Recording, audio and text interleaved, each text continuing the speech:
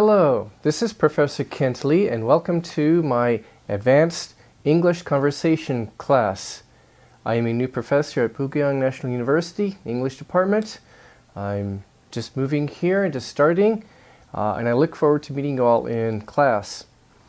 We are first going to talk about a little bit of business and course overview and what's going to happen now. And I'll talk more in detail later about the details of the course.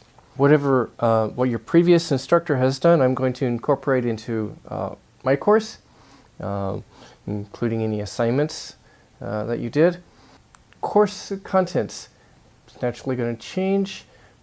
I'll have a new syllabus or course plan up, hopefully very soon, if not today, hopefully very soon, along with more details about the grading and assignments. Basically, we'll have minor assignments along the way, short homework assignments, and especially during this time of online courses, there will be short Google Forms to do, online forms based on the lecture content, so you will need to fill those out based on our discussion questions. That's kind of how I'm going to take attendance for a while. And we will have major assignments, kind of speaking, presentation, discussion assignments, especially for midterm and final. And these will be related to some of the things we do in class, some of the projects throughout the semester. There will be some kind of projects that relate to or build up to the midterm and final. And probably the midterm and final are going to be kind of related, part of an ongoing project. There'll probably also be a short write-up, a little short write-up or final paper at the end. And these will be major assignments, the midterm kind of presentation or discussion project, and then the final discussion or presentation project, and then a little write-up about your final project. We'll talk more about that later. Minor assignments, including these Google Form assignments, each one will probably be worth maybe 10 points. A few, if they're bigger, maybe 20 points. And at the end of the semester, I'll kind of add them all up. And let's say you have 90 out of a possible 100 points on 10 minor assignments. And that will be like a homework grade or homework average, along with other midterm and final grades, and a little attendance and participation grade also on top of that. More will be in the syllabus later, and I'll explain more maybe next week. In terms of materials, I will probably be using a course packet. It will maybe look something like this. I usually would make it available in a campus copy shop, a photocopy or print shop off campus, near campus. Things are kind of weird with no physical classes. I'll make that available to you maybe when the time is right to buy, whenever we come back to live classes, or I might make it available online, or for now, for these next couple weeks, I'll just chop it up into little PDF handouts and put it on the LMS or my website for you to download so you can follow along. So there will be handouts to follow along with these video lectures.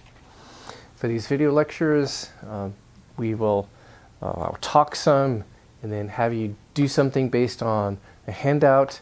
I will ask you to engage in some discussion, thinking and discussion. So I'll ask you to pause the video from time to time and think about something or do something, and then talk to someone else. So this is kind of weird because I'm talking to you through YouTube, but you probably know classmates in the department. Maybe you have a friend from your department that you're taking the class with, somebody you know from a previous class. If not, some other friends or classmates from Bugyangdae. If not, your apartment, flatmate, roommate, somebody at home, your dog, yourself. Talk to somebody for these discussion questions, because that's a necessary part of the class. It will really and help you to find someone to talk to, since this is a conversation class. Our first topic will be about discovering more about your personality, hopefully, maybe. You discover something a little new about yourself. First, a little bit about a couple of the initial assignments. I use Google Forms. The first one is an online form you should do this week or early next week.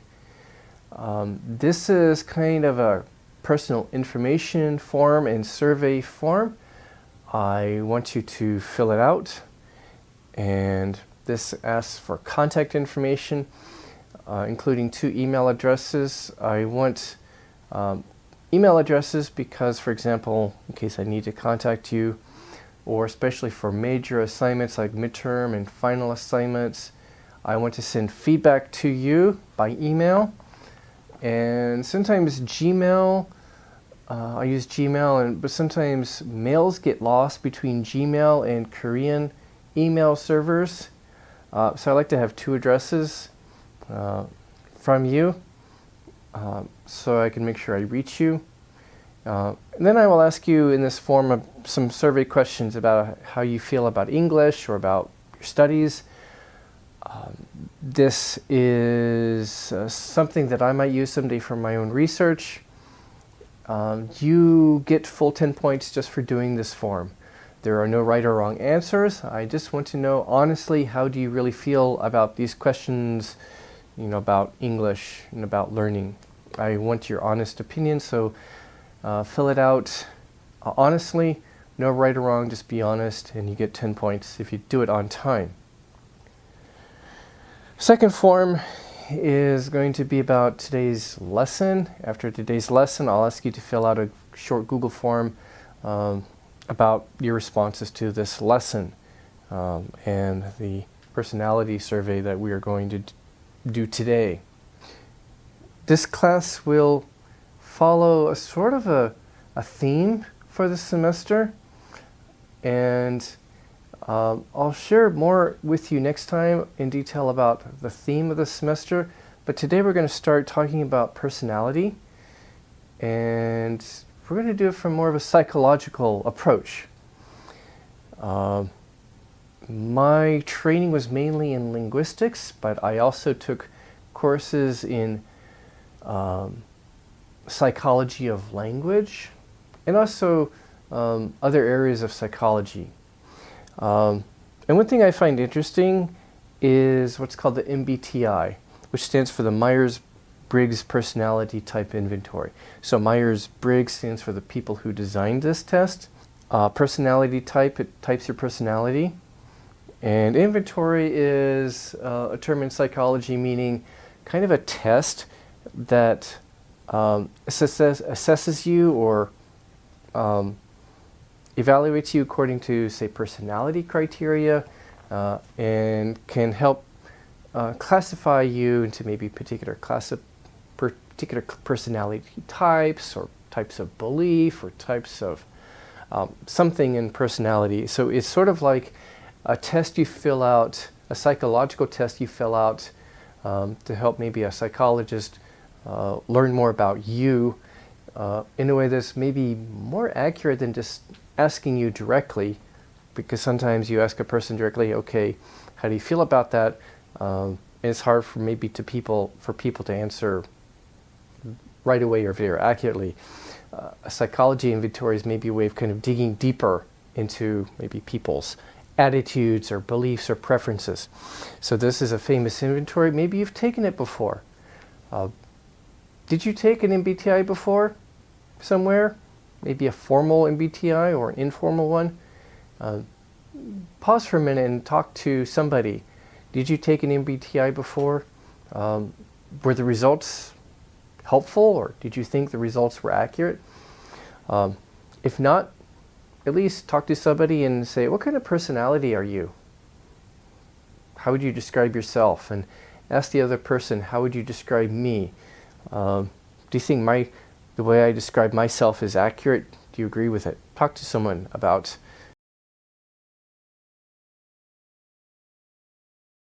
Okay, I'm providing you a handout about MBTI. And before I explain the different categories on this test, I just want you to fill this out. This is an informal version of the MBTI. I have a friend who works in business consulting, Sangdam Consulting, and he advises business clients how to, especially managers and executives, how to improve their workplace dynamics, how people work and get along, and dealing with maybe personality problems at work, or helping people to better understand themselves so they can be better managers or better workers. So I'm using this test that he loaned to me. He's letting me use.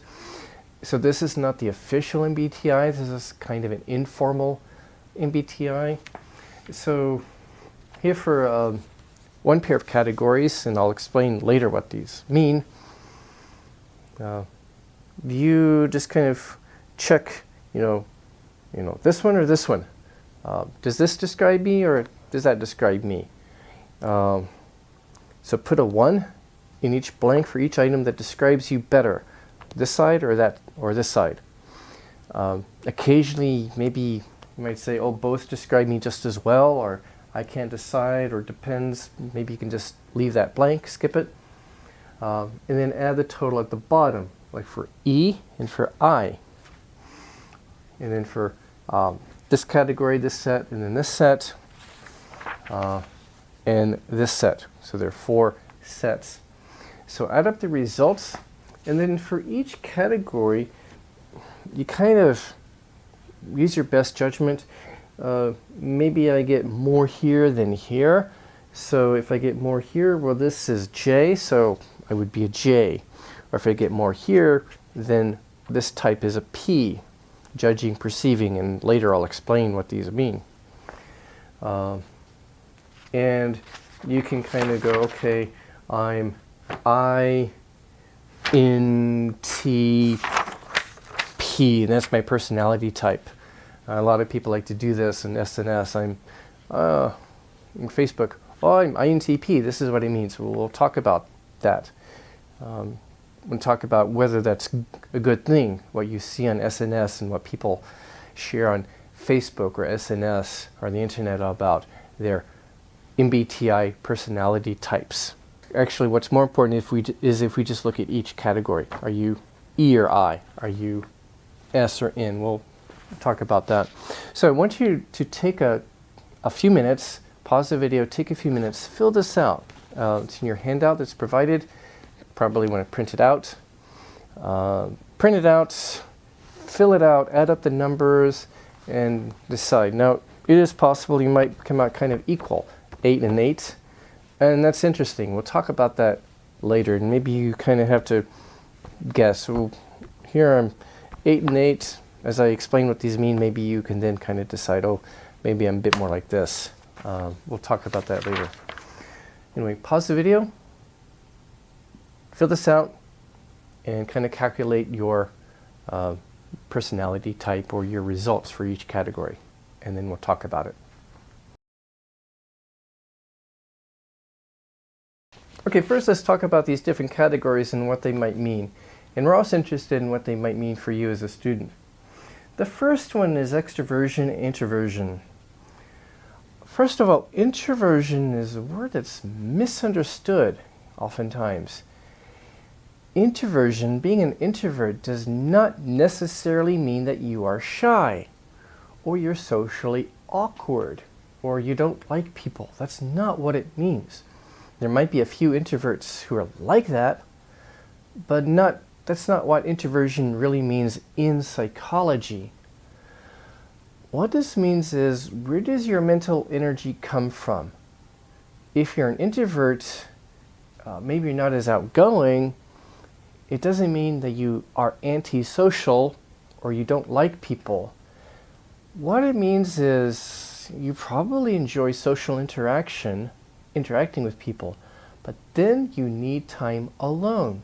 You need time alone to charge your mental batteries. Your brain has to recharge alone. Doing something by yourself. Maybe it's just thinking. Maybe it's reading, taking a walk in the forest, walking along the shore, doing something by yourself, painting, drawing, listening to music, just spending time by yourself. You have to do that to recharge, otherwise you kind of go crazy. That's how you get your mental energy. You get your mental energy by yourself, from being alone. Your brain recharges from being alone.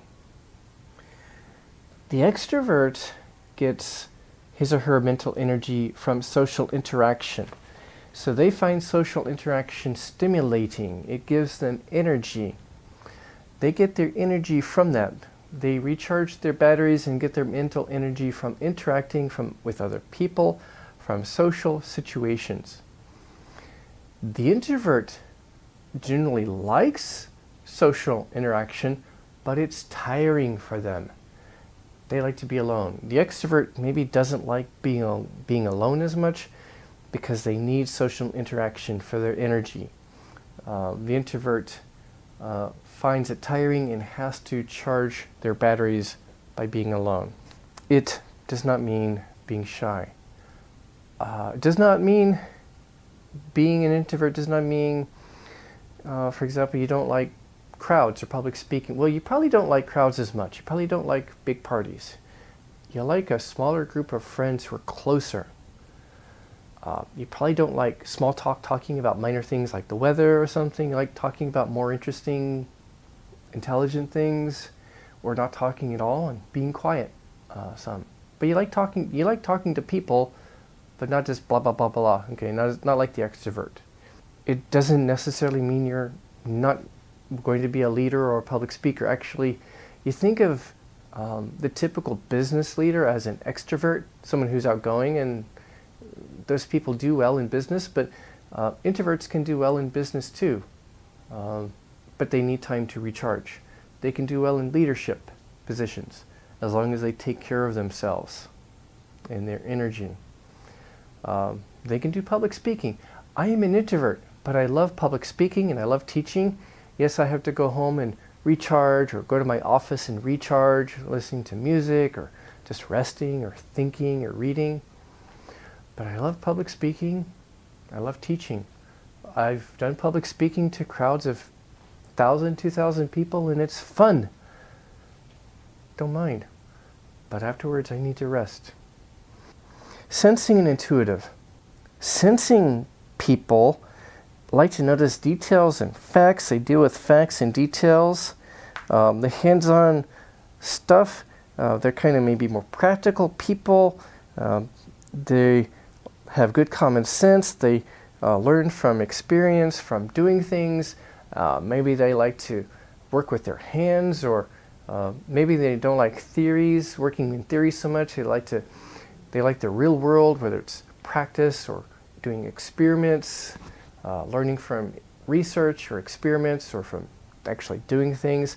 They're not so theoretical. They kind of like the real world, the reality.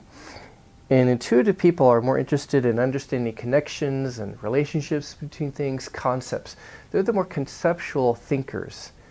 So the sensing person is more of a practical or empirical thinker. Empirical, like they like doing things or learning from experience or from testing things. Intuitives, they like ideas, theories, concepts. They're more of a abstract thinking, being imaginative, theoretical, being creative thinkers too. So you got the practical versus the more conceptual or creative kind of thinking. Thinking and feeling types. Thinkers make decisions based on objective criteria, facts. They're analytical. They want to know the facts and make decisions based on facts, based on the facts and the reality. What makes sense and what's logical. The feelers maybe are more in tune with emotions, their emotions, and also emotions of other people. And they like to make decisions based on values and how they feel about people and themselves. Possibly in a relationship or in friendships, these differences could cause problems. For example, feelers are really into like giving praise and compliments. Hey, great job. They like to give that to other people, and they also expect that. They depend more on that, getting praise and affirmation. Thinkers, on the other hand, while they do need some of that, they don't need it as much as a feeler. So they're more logical and analytical. So they don't give praises much. If they do, it really means something. If a thinker says, you did really well, then that means a lot. They don't expect as much praise and compliments from other people. And only if it's something really important. Like I did something really important. So in a relationship, you can see how this could cause problems. The feeler is always giving compliments, and the thinker says, it's not sincere. Stop saying that all the time. I don't like that. And the feeler says, what? I'm trying to be nice to you. You never say anything nice to me. I mean, feelers give encouragement, and they need to receive encouragement. And the feeler says, you never give me encouragement. What's wrong with you? Do you not like me? You can see misunderstandings could arise in a friendship or a relationship because of these personality differences. Judging and perceiving. Judgers like to have a fairly structured, regular environment, and they like to make decisions. They like to make decisions and then settle things and then move on. They want to decide and move on. They're good decision makers. They like to be organized and productive. And that can be cool, especially in business where you need to make decisions quickly and move on. Perceivers focus more on trying to experience as much as possible and learn as much as possible, especially before they make a decision. They like to keep their options open. They're comfortable with things not being decided or things not being clear if things are ambiguous. Judgers don't like that. Perceivers are okay with that. They're flexible. They're curious. They will maybe postpone or put off making a decision until they have enough information. And these can be good or bad. These traits are not necessarily good or bad. There are advantages to being a judger or a perceiver. A perceiver can be a more cautious decision maker, and that can be appropriate in a case where you really need to make a careful decision.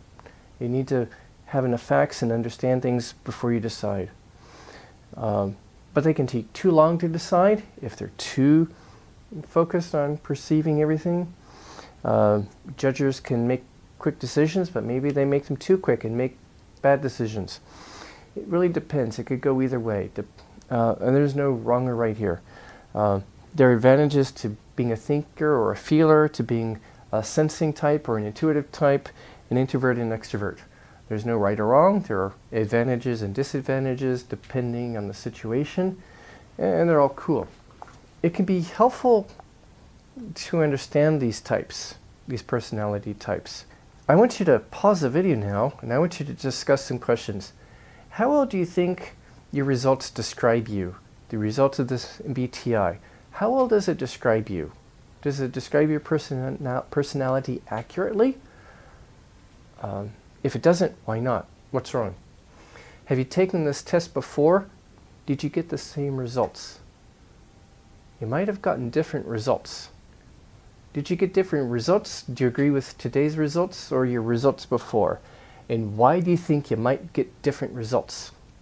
Could that be a problem with this test? So do you think this test is accurate? Is it accurate? Is it a good test? Pause the video and talk for a while.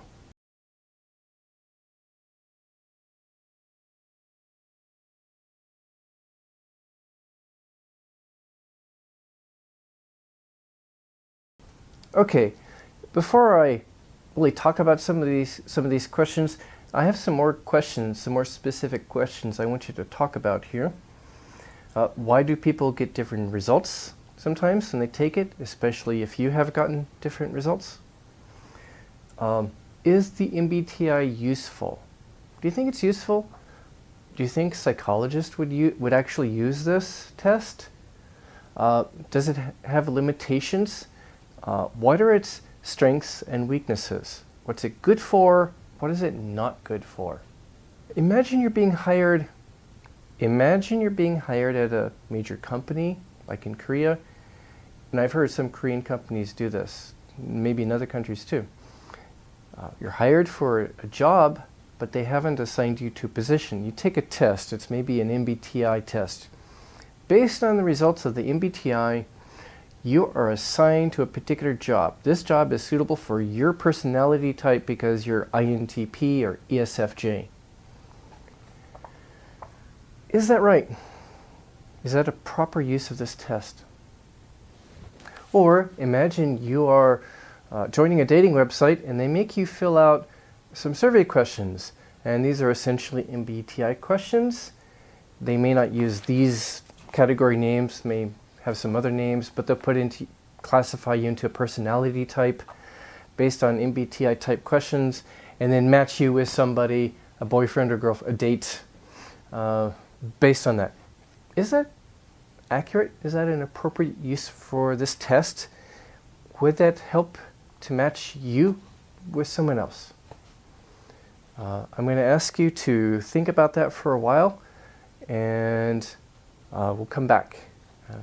I'm going to ask you to think about these questions, discuss these questions with somebody. And I'm also going to ask you to fill out a Google form number 2, where I want your thoughts on these questions that we've discussed.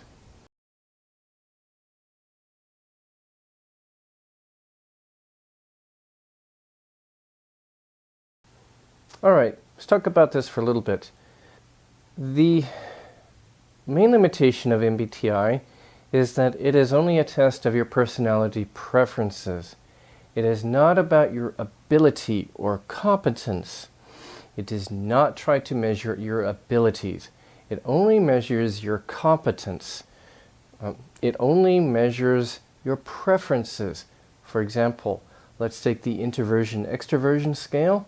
I'm an introvert, somewhat of an introvert, but I am a balanced person. I enjoy teaching and social interaction, but then afterwards I take care of myself.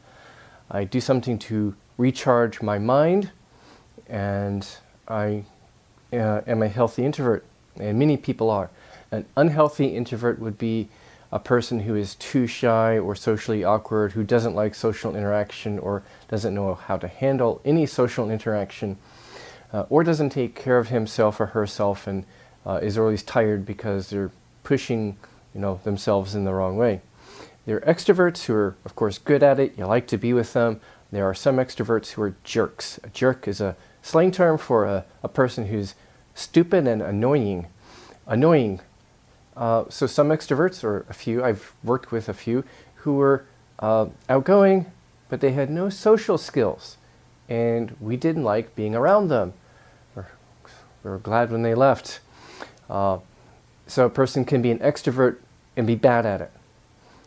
Sensing and intuitive, for example, you could prefer one but not be good at it. You could be a bad thinker, a bad intuitive person or a bad sensing person. It doesn't say anything about how good you are at it. So it is wrong for companies to place employees into particular positions based on an MBTI personality type, because first of all, that's only an indication of a preference. It doesn't say anything about their ability or how well they would do. It's only like 4 dimensions, and that's not really enough to really explain the complexities of what a person needs to do well in a particular job. There's a lot more than just 4 simple personality categories. So it's too simple or too simplistic. It's not accurate. It was never meant for that purpose. Same holds true for like dating matches. Relationships are complex. You can't really boil it down to 4 simple personality types, or the 16 personality types if you have the different combinations, INTP, ESFJ, and so on. It can be very helpful for understanding yourself. It's useful for that, and that's what it's designed for. It can be helpful for maybe understanding relationships, the person you're in a relationship with, and how your personalities are different or similar. But it has its limitations. Let's talk about more limitations.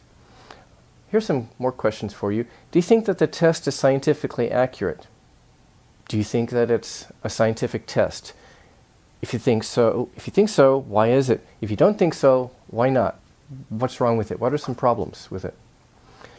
Do you think that psychologists would really use this test? People doing counseling, therapy, or psychologists who do research on human personality and behavior, do you think they would really use this?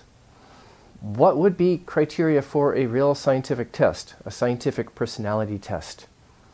What would be criteria for that? And finally, can you think of some other psychology tests or inventories? There's probably one famous one that you know of, maybe you've done in some way or another. Tests that might not be scientific, or they might be controversial. People might kind of doubt them or argue about them, or maybe you can't take them seriously. What are some other psychology tests that might be like that? Something that might affect your lives even. So pause the video and talk to each other for a while.